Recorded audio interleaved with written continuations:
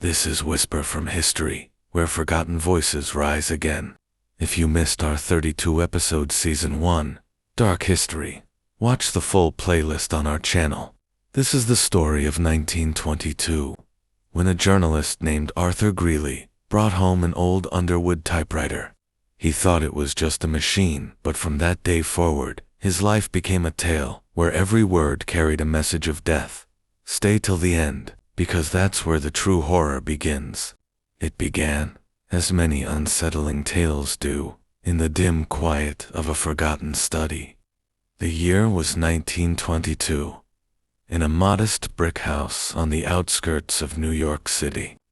A journalist named Arthur Greeley returned home from his night shift, carrying with him a relic, an old Underwood typewriter he had purchased second-hand from a pawn shop.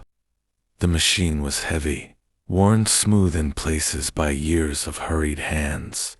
Its keys were chipped, the ribbon dry, the iron frame dull with dust. Yet there was something in the way it caught Arthur's eye, as though it had been waiting for him. He set it upon his desk and ran his fingers across the cold keys. For Arthur, a man obsessed with words, it felt almost like a reunion with an old friend. He could not have known that this machine carried with it a legacy soaked in rumor, tragedy, and the slow unraveling of sanity. But the first warning signs came quickly. On that first night, Arthur slipped a fresh sheet of paper into the machine and began to type. At first the words were his own, an article draft, notes for tomorrow's newspaper. The clack of keys filled the stillness, echoing through the narrow walls, and then suddenly the machine struck keys on its own. 3 letters, D-E-A-A. Arthur froze. His hands hovered. Had he pressed them by mistake? He reached for the carriage, adjusted it, and began again. But no sooner had he typed a sentence than the machine jammed, forcing out the word, death. He laughed nervously, blaming the stiff mechanics of a neglected typewriter. He pushed it aside, poured himself a drink, and told himself he was tired. But deep down, a chill lingered. Over the next weeks, the machine grew stranger. Each time Arthur sat to write, the typewriter seemed to resist his hands, striking out its own letters, always broken, always incomplete. At first it produced nothing but fragments, a last name, a date, a single eerie word. And then one night, it typed out a name he recognized, Thomas Avery. Arthur frowned. Avery was no friend of his, only a distant acquaintance at the newspaper. Yet 2 days later, Avery collapsed on the printing floor, struck by a sudden heart attack. Arthur's blood ran cold. He returned to the typewriter that night, slipping in a fresh page with trembling fingers. Was it coincidence? A cruel trick of chance? He struck a few words of his own, but the machine answered back, this time with another name. By 1923, whispers spread quietly among Arthur's circle. He confided to a colleague that his typewriter spoke of death. The colleague laughed, dismissed it as whiskey-fueled imagination. But when 2 more names appeared upon Arthur's pages, both followed by unexpected deaths, no one laughed. One was a neighbor, struck by a falling beam at a construction site. The other, a coworker's wife, who drowned in the Hudson. Each time the name had appeared on Arthur's desk, printed by the clack of those keys, days before the tragedy unfolded. But how could a typewriter predict death? Arthur began searching for the machine's past. The pawnbroker had little to say openly that the typewriter came from an estate sale, the belongings of a writer named Samuel Harrington. Harrington had been a minor novelist of the late 1800s, known for grim tales of fate and doom. Curiously, Harrington himself had died in 1901, alone in his home, with the typewriter at his desk. His death was ruled natural, though neighbors whispered that he had been found slumped before the machine. A half-written page before him with his own name struck across the sheet. Could it be that Harrington's spirit lingered in the machine? Or was something darker at play, an object cursed, imbued with a power that bent fate itself? Arthur grew obsessed. He tested the machine deliberately, waiting night after night for it to speak. When it did, he recorded the names, the dates. He even attempted to intervene, warning a man not to travel by train, pleading with a woman not to step into the street that day. But no matter his efforts, the outcomes unfolded as the machine had promised. A train derailment, a carriage accident, the same names, the same endings. Arthur began to drink more heavily. His once bright career dimmed. Friends distanced themselves from his paranoia. They whispered that he had gone mad, scribbling doom into existence. But Arthur swore he was not the author, merely the witness. By the winter of 1924, the typewriter's predictions turned crueler. It no longer gave him days of warning.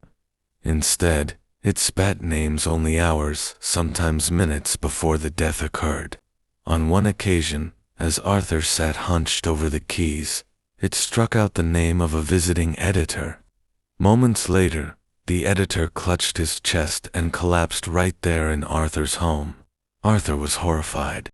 This was no longer a curiosity, it was a trap. He tried to destroy it. One night he lifted the machine, carried it to his yard, and smashed it against the stones. Keys scattered, the carriage split. He piled the remains into a bin and doused it with kerosene. Flames swallowed the iron frame, smoke billowed into the night sky. Arthur felt relief, a freedom he had not known in years. But the relief lasted only days, for when he returned to his desk, the typewriter sat waiting bowl, unbroken, as though it had never been touched. Its iron frame gleamed faintly in the moonlight, and upon it lay a fresh page with a single word, "You." From that night on, Arthur rarely left his home. His neighbors recalled seeing the flicker of a lamp in his study, long past midnight. The sound of frantic typing echoed down the street.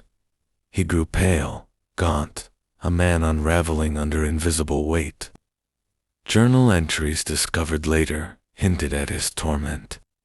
He wrote of hearing whispers as he typed, of feeling cold hands guiding his fingers. He claimed the machine fed on his dread that the more he feared, the more names appeared. And then, in the spring of 1925, Arthur vanished. His home was found locked from within.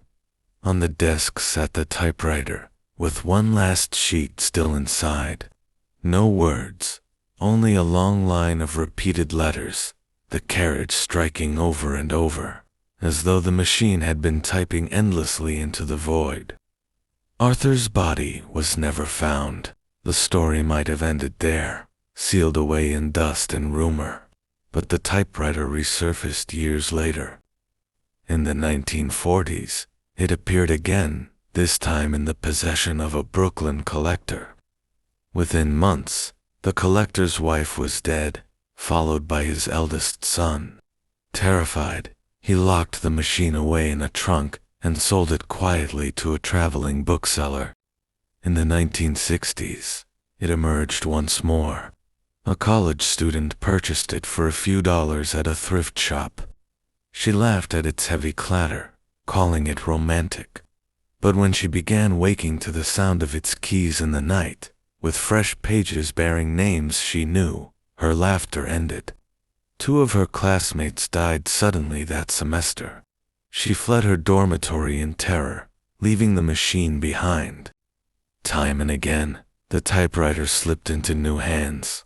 Each time, the same pattern followed: an initial fascination, a growing dread, and the inevitable shadow of death. Skeptics, of course, dismissed the tale. They called it folklore, a merging of coincidence and paranoia. Machines do not predict fate, one critic wrote, but men who believe in them often carve fate with their own hands. And perhaps there is truth in that. Perhaps those who possessed the typewriter brought doom upon themselves by the power of belief. by living in the grip of fear until misfortune was inevitable. Yet still, the stories accumulate. Pages preserved in private collections, each one marked with names later found in obituaries. Too many to dismiss, too precise to ignore. The last confirmed sighting of the haunted typewriter came in 1975. A small museum in upstate New York displayed it briefly in an exhibit of Cursed Objects of America. Visitors claimed the keys rattled faintly under glass, though no one touched them.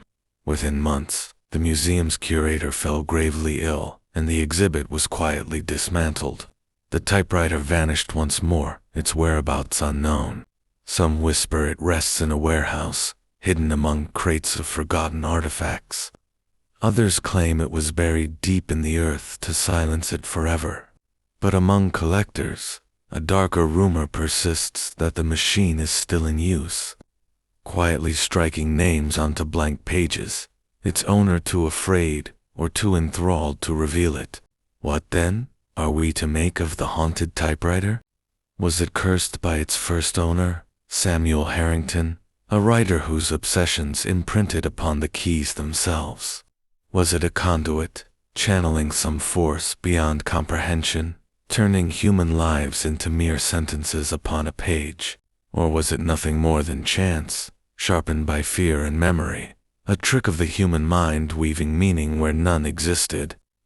History offers no clear answer, only fragments, only whispers. But one truth remains undeniable. For those who owned it, the typewriter was no ordinary machine. It was a herald, a prophecy, a death knell in iron and ink. And somewhere, perhaps even now, its keys may be clattering once more, striking out a name, letter by letter, waiting for the moment when paper meets fate. Perhaps even now. That typewriter sits in silence, its keys clattering once more, waiting to type another name. The question is, could that next name be yours? If you enjoyed this story, don't forget to subscribe to Whisper from History, and tell us in the comments, would you dare to hear the sound of its keys?